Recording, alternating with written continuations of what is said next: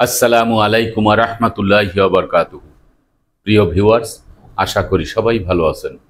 আজকে যে বিষয় নিয়ে আলোচনা করব সে বিষয় হচ্ছে আপনার জমির দলিল, রেকর্ড খতিয়ান, নামজারি থাক বা না থাক, জমির মালিক আপনি।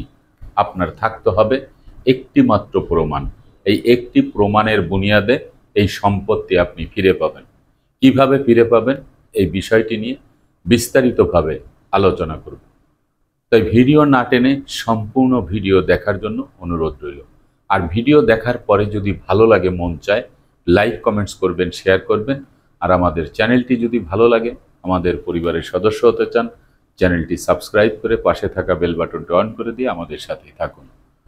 প্রিয় ভিউয়ার্স, জমির দলিল যার, জমি হবে তার, এই কথাটা কিন্তু আমাদের দেশে ভাইরাল। প্রচলিত আইন এবং পরবর্তীতে যে আইনটি সংযোজন করা হয়েছে, ভূমি অপরাধ প্রতিরোধ প্রতিকার আইন 2023, এই দুইটি আইনেই কিন্তু বলা হয়েছে যে দলিল যার, ভূমি হবে তার। তাহলে আমি যে ভিডিওটি করছি, এই ভিডিওটি কেন করছি? যে আপনার দলিল লাগবে না, আপনার খতিয়ান লাগবে না, নামজারি লাগবে না। আপনার একটি প্রমাণ যদি আপনার কাছে থাকে, তাহলে এই জমির মালিক আপনি, এবং এই মালিকানা থেকে কেউ আপনাকে উচ্ছেদ করতে পারবে না, আপনার মালিকানা হারাতে হবে না। তাহলে আমরা এই বিষয়টিকে দুইটি পর্বে আমরা ভাগ করে নিব।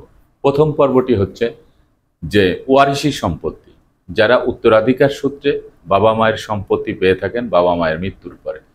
এই সম্পত্তি থেকে যদি কাউকে বঞ্চিত করা হয়, এই বঞ্চিত ব্যক্তির নামে কিন্তু কোনো কাগজপত্র থাকে না।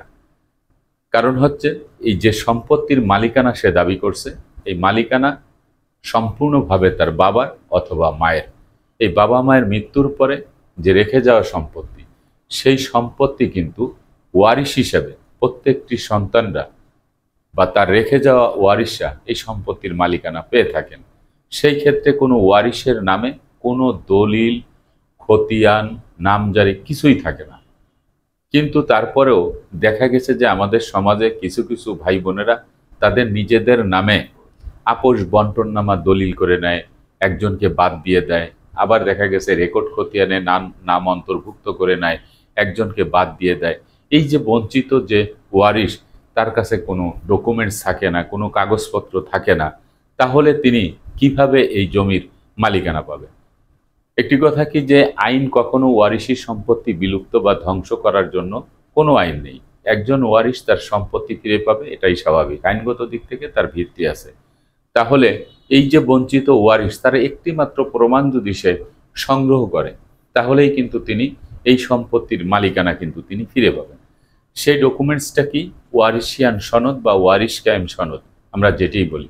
সর্বপ্রথমে এই বঞ্চিত ওয়ারিশকে প্রমাণ করতে হবে যে তিনি কার সন্তান। যেই ব্যক্তি মৃত্যুবরণ করেছে তার সন্তান কিনা সেটি কিন্তু প্রমাণ করতে হবে, সে বাবা হোক আর মায়ে হোক।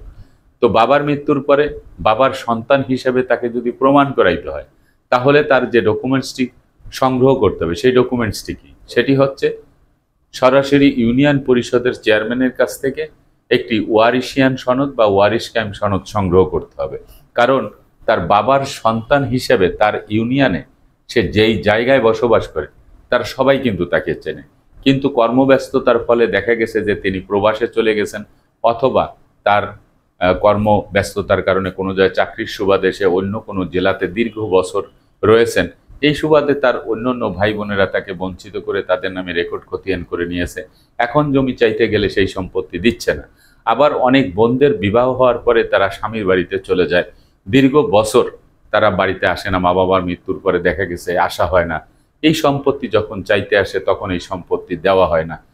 এই যে বঞ্চিত যে ওয়ারিশ, তাদের ওই একটি মাত্র ডকুমেন্টস যার বুনিয়াদে তিনি কিন্তু এই সম্পত্তিটি কিন্তু উদ্ধার করতে পারেন, সেটি হচ্ছে ওয়ারিশিয়ান সনদ বা ওয়ারিশ কায়েম সনদ। এটি শহর এলাকা হলে সিটি কর্পোরেশনের আন্ডারে যেই সকল ওয়ার্ড কাউন্সিলররা আছে, এই ওয়ার্ড কাউন্সিলরদের কাছ থেকে আপনার ওয়ারিশিয়ান সনদ নিতে হবে। আর যদি গ্রামাঞ্চল হয়, সেটা হলে আপনার ইউনিয়ন পরিষদের চেয়ারম্যানের কাছ থেকে ওয়ারিশিয়ান সনদটি কিন্তু সংগ্রহ করতে হবে।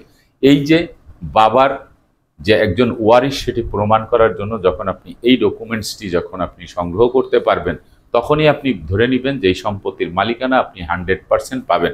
কারণ একজন জনপ্রতিনিধিত্ব যিনি করেন তিনি সবকিছু জেনে শুনে বুঝে যাচাই বাছাই করে তারপরে কিন্তু তিনি এই ওয়ারিশিয়ান সনদটি দিয়ে থাকেন। তাহলে বাবার সম্পত্তি অন্যরা পেলে আপনিও পাবেন।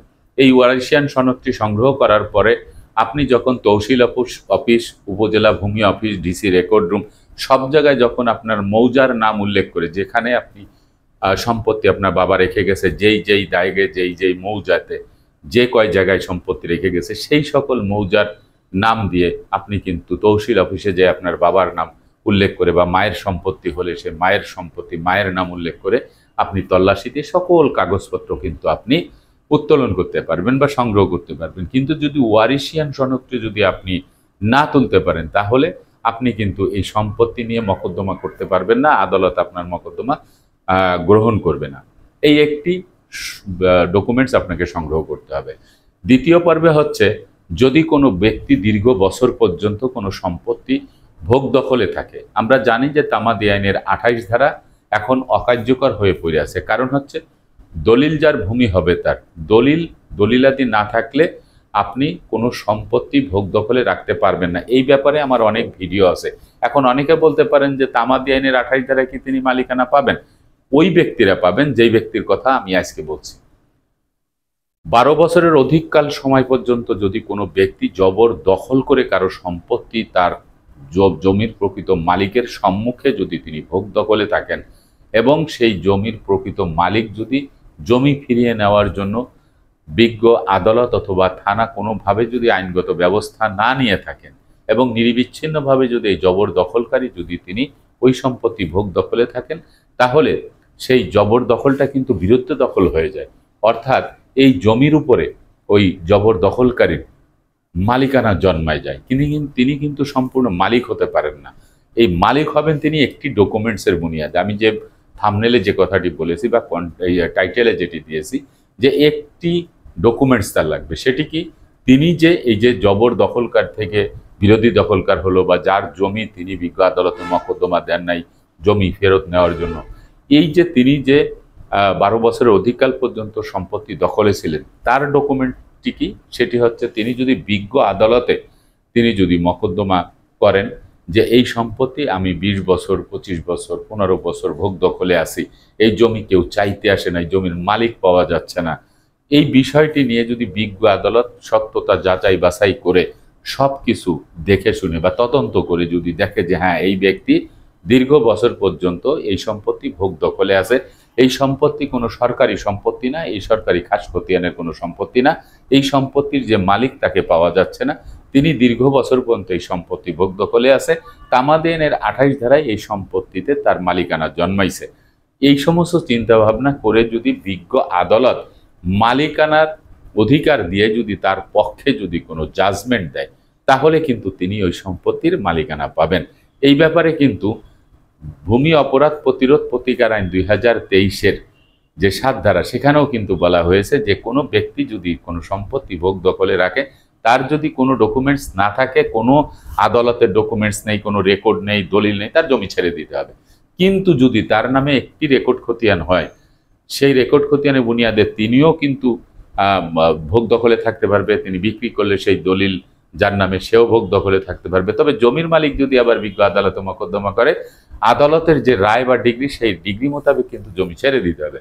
তাহলে এখানে যে আদালতের যে ডকুমেন্টসের কথা বলা হয়েছে তাহলে আপনি দীর্ঘ বছর এখানে ভোগ দখল থাকার পরে যখন একটি ডকুমেন্টস আপনার কাছে চলে আসছে যে বিজ্ঞ আদালত আপনাকে জমির মালিকানা দিয়ে দীর্ঘ বছর থাকার কারণে আপনাকে মালিকানা দিয়েছে, তাহলে ওই ডকুমেন্টসের বুনিয়াদে আপনি সম্পত্তিতে থাকতে পারবেন। আশা করি আপনারা এই বিষয়টি বুঝতে পেরেছেন। আজকের মতো ভিডিওটি এখানে শেষ করব। আগামীতে দেখা হবে অন্য কোনো ভিডিও নিয়ে। সে পর্যন্ত সবাই ভালো থাকবেন, সুস্থ থাকবেন আর আমার জন্য দোয়া করবেন। আল্লাহ হাফেজ।